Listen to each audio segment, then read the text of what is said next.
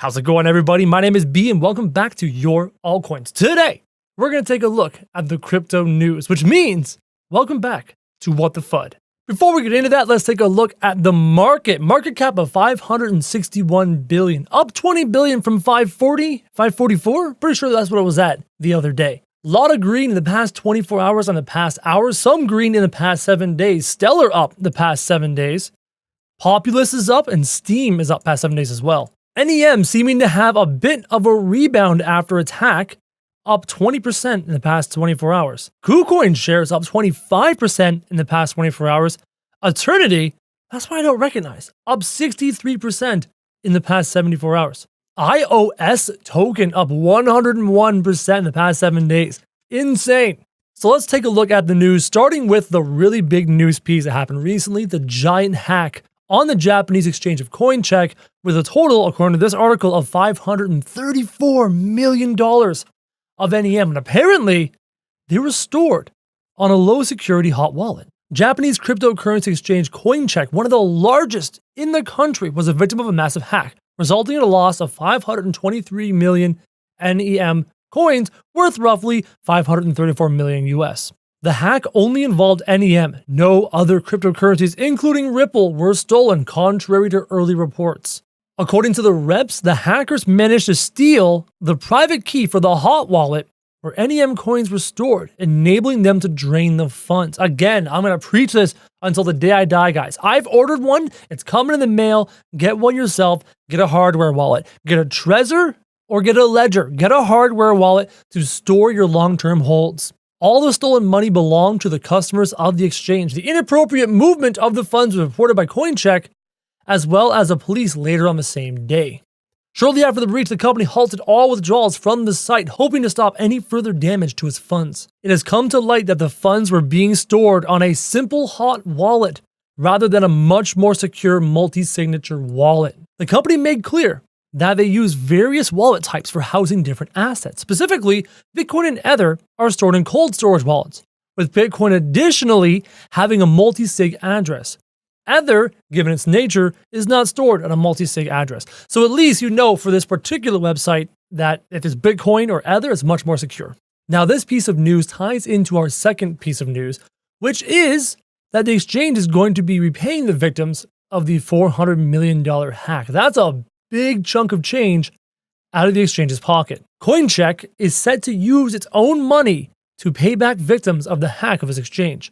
The Tokyo-based exchange said in a statement it would reimburse the 260,000 customers affected by the digital heist at a rate of 88.549 yen or 81 US cents for each coin.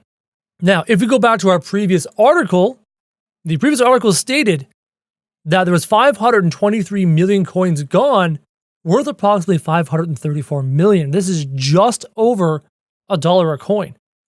And this article says that they're going to exchange it at 81 cents per coin. That's not too shabby, guys. That is not a 100% reimbursement. And you know what? That is really above and beyond the Call of Duty in my eyes. In my eyes, keeping your currency on the exchange, you're accepting a certain level of inherent risk.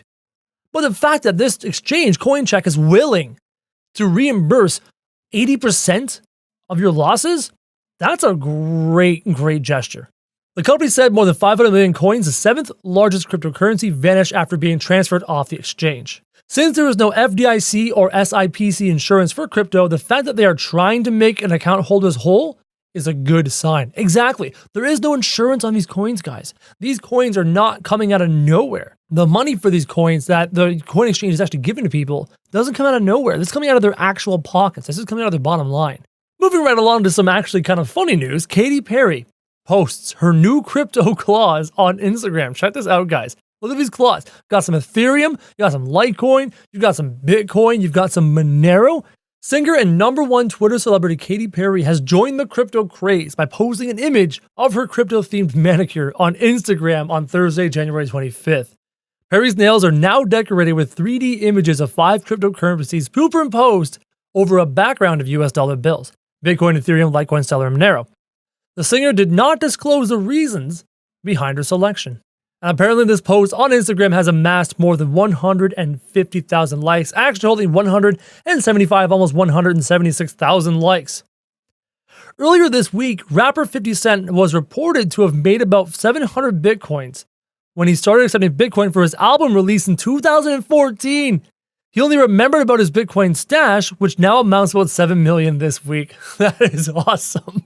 Moving right along in the news, Bitcoin snubbed after value plunge as Starbucks announces plans to accept cryptocurrencies. Starbucks is said to become one of the first major high street shops to accept cryptocurrency after it announced its plans to incorporate blockchain as part of its payment strategy, but in a snub, it has ruled out using Bitcoin. And this is absolutely logical. You know why, I know why. Is it really conceivable to go and buy $5, $6, $7, $8 of a drink using Bitcoin?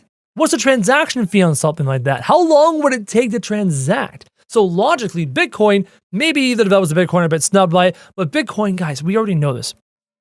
Bitcoin is not the dollar. Bitcoin is the gold bar.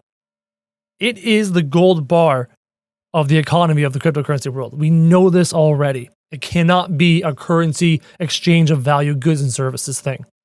The move means digital currencies could be traded for everyday purchases in the coming years. Quote, years.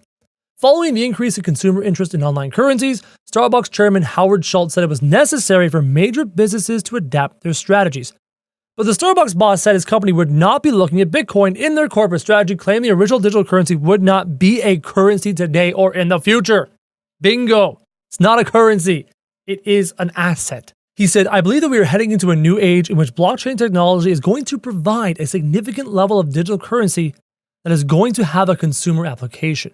A number of cryptocurrencies have risen in popularity over the past 12 months, with Bitcoin, Ripple, and Ethereum all seeing surges.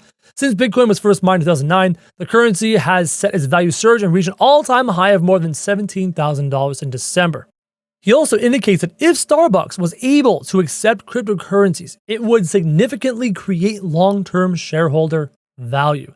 He said, we think we have something to offer the companies that are chasing this because we are in a position to create the trusted, legitimate place in which this could be accepted and possibly take advantage of the mobile payment digital platform that we have created, referring to the way you can now order your Starbucks online in advance on mobile before you even arrive. Our final piece of news has to do with Bitconnect, and everybody knows my stance on this Ponzi scheme. And by saying Ponzi scheme, you already know my stance on it. It's stupid. It makes me so angry reading all the different people who have lost money, real money in this project. Now, it's partially their fault. It is a good chunk of it is their fault because they decided to get in on this action without doing their research. As always, guys, do your own research. But it still does not excuse Bitconnect for what has happened or the people who are pushing it. And we'll get into that. Prior to its partial shutdown, Bitconnect was a platform that claimed to be a self-regulated financial framework for peer-to-peer Bitcoin lending. However, Bitconnect's now defunct lending and exchange services were under constant scrutiny. Industry experts like Ethereum co-creator were vocal in doubting the legitimacy of Bitconnect's promises to investors. Fears that Bitconnect was running a Ponzi scheme reached their pinnacle in early January 2018 when the company announced they were stopping the majority of the services. Bitconnect gave 3 stupid reasons as to why this is the case. Now we have a class action lawsuit that I brought up in a previous What the FUD. As of January 24th, the Southern District of Florida officially began dealing with a class action lawsuit on behalf of a group of investors alleging fraud. Currently, the class action lawsuit represents 6 individual investors with a combined total loss of approximately $771,000 US. The suit seeks compensation for all plaintiffs in order to refund their losses. Now, here's the kicker. This is why I'm reading to you this article. The suit also aims to take action against social media figures that promoted Bitconnect. Guys, I want to talk to you about something real quick here. If you want to be an influencer on social media, myself, what I'm doing here on YouTube, and what I have been doing here on YouTube for the past 3 years, other fantastic people like Phil Code and other people on Twitter, what you do on social media and how you present yourself on the digital landscape has real consequences. It has real consequences. So if you want to be the YouTubers listed here, including Trevin James and people like him, Crypto Nick, it's up to you to do things ethically and morally, and to make good decisions. Those people, I can almost guarantee you, probably knew that this was a Ponzi scheme, and they promoted it out of greed. And here they are now, potentially being targeted for that greed.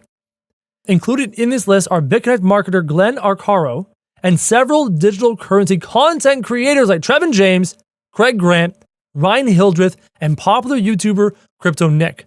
The suit claims these named recruiters are guilty of soliciting hundreds, if not thousands, of Bitconnect investors in the United States and abroad through social media sites like YouTube and Facebook. These YouTubers are being seen as an accomplice to the Bitconnect Ponzi scheme. So for those of you who want to be an influencer, a content creator, whether it's on YouTube, whether it's on Instagram, wherever, and you want to have your opinions and your voice heard, you are held responsible to what you say.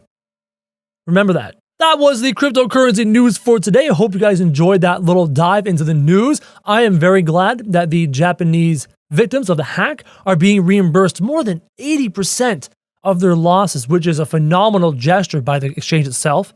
Katy Perry hooking us up with some crypto clause, and then the class action lawsuit against Bitconnect, well deserved. I'm hoping Bitconnect burns for this. And as always, thank you very much for watching.